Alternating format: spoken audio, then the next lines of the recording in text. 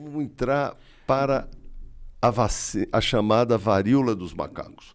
Eu não gosto desse nome porque isso daqui a pouco vai ter gente matando macaco. Achando isso que eu ia achando que o culpado é o macaco. É. O macaco não tem culpa nenhuma, o macaco é vítima.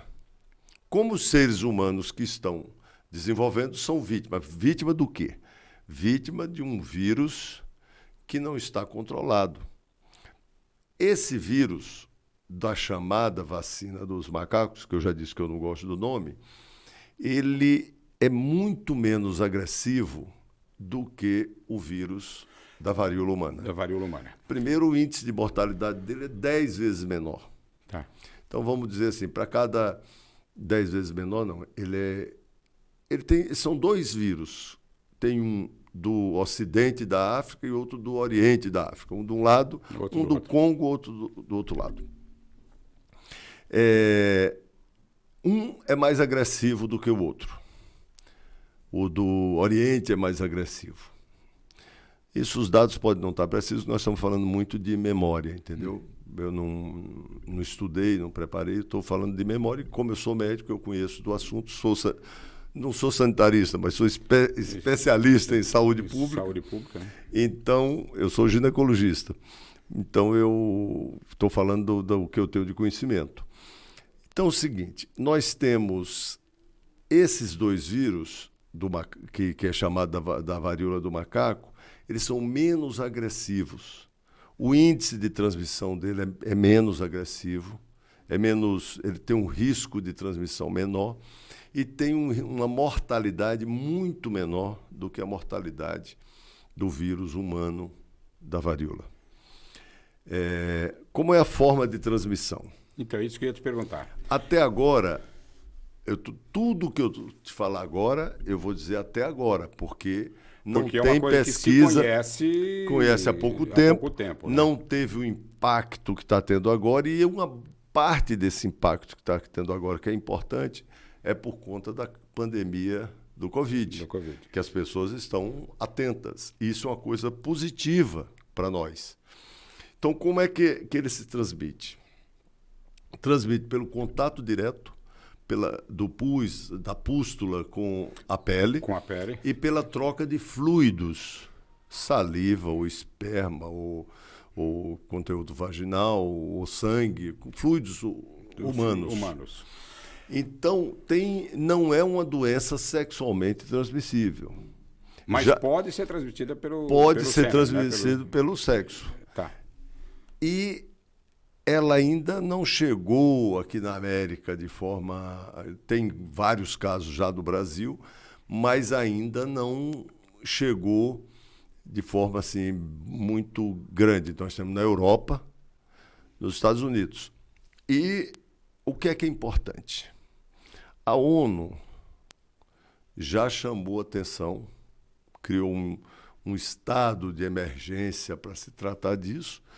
Tem uma consequência direta para os governos do mundo inteiro, porque agora os governos são obrigados a montar uma sala de crise e montar um processo de orientação para a população. Não tem vacina para todo mundo. Porque a vacina da varíola humana... A vacina da varíola humana, pelo que tem de estudo, ela também protege. Como a varíola da vaca protegia contra a varíola humana. E essa proteção era de 100%. Agora, no caso da proteção da vacina humana contra esse vírus, chamado erroneamente de vírus do macaco, não é... O que se sabe com as pesquisas até agora é que não é de 100%, é de ter uma proteção de 85%, que é uma boa proteção. Se você cobrir a população inteira, é uma boa proteção. Qual é o problema? Ainda não está feito geograficamente o estudo de onde tem esses vírus circulando. Então, as pessoas não sabem onde esses vírus estão circulando. Outro, é possível também que as pessoas se contaminem e não tenha reação. Então, essas pessoas transmitem, mas não têm reação. Só um adendo, até uma curiosidade minha. Você, por exemplo, eu fui a um local qualquer e tomei lá um café. E esse copo foi lavado, mas talvez não tenha sido lavado da maneira que tem que ser. Pode ser transmitida pelo contato dos objetos? Isso chama uma transmissão por fomites. Fomites são os objetos, a maçaneta de uma porta, essas coisas. Ainda não tem uma comprovação 100% de que há transmissão por fomites. Ah, tá. Eu acho que há. Tá. Se alguém tem uma pústula e encosta num corrimão, e você encosta. Eu acho, mas isso não é científico. Científico é quando se faz o estudo, e esse estudo pode ser repetido e você comprova que esse assunto é verdade. Então não tem uma comprovação que tenha uma transmissão por aí. O que tem comprovação é que são os fluidos humanos e o contato direto com a pústula. Com a pústula.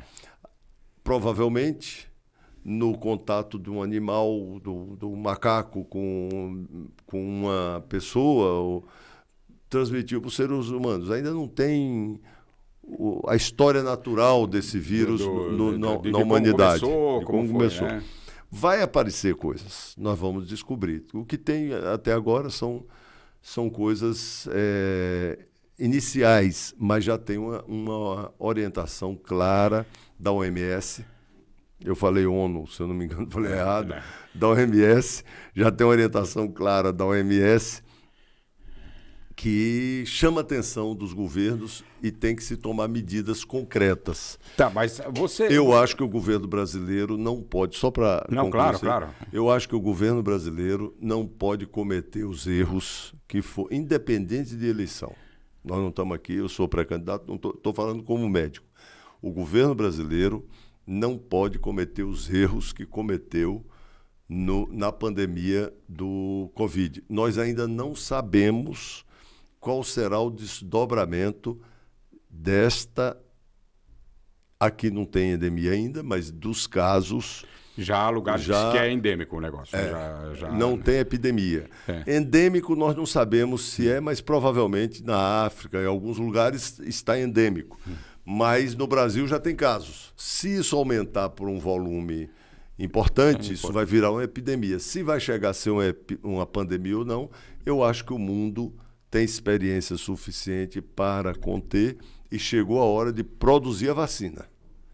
Porque não tem outro caminho para você impedir o desenvolvimento de uma virose que não seja vacina. Então...